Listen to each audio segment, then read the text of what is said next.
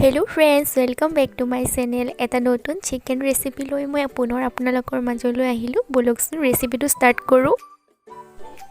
এয়া প্ৰথমতে কাজু অলপ আৰু এটা বিলাহী লৈছোঁ। এইখিনি এতিয়া অকমান গৰম পানী দি 5 মিনিটৰ বাবে তিয়াই ৰাখিম।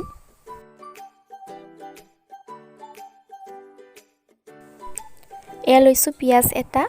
ইফালে যিখিনি কাজু তিয়াই ৰাখিছিলোঁ বিলাহীটো নহৰু আৰু আদা এটা গুটিখিনি ভালদৰে মিক্সিত পিচি পেষ্ট বনাই ললোঁ। ইফালে আলু লৈছোঁ, তেজপাত লৈছোঁ।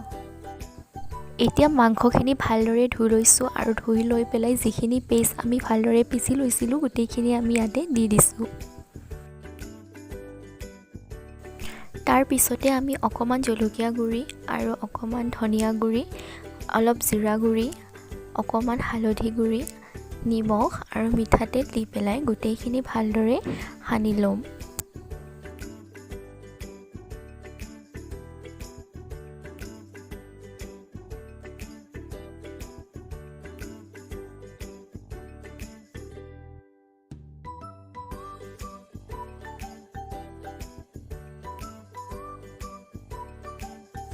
সানি লোৱাৰ পিছতে আমি ইয়াতে অকমান নেমু ৰস চেপি দিম আৰু এইখিনি প্ৰায় আধা ঘণ্টাৰ বাবে ভালদৰে ৰাখি দিম।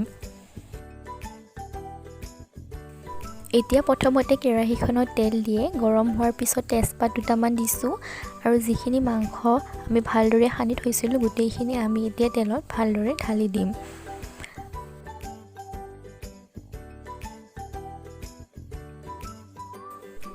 দহৰ পৰা 15 মিনিটমান ভালদৰে মাংসখিনি ভাজি আমি অলপ সময় সিজিবৰ বাবে ভালদৰে ৰাখি দিম।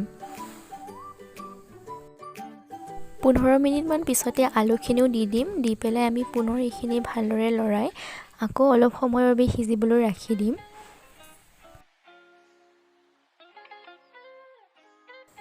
মাংসখিনি ভালদৰে ফ্ৰাই হোৱাৰ পিছতে নিজৰ জোখ অনুসৰি আমি লাষ্টত পানী ঢালি দিছোঁ।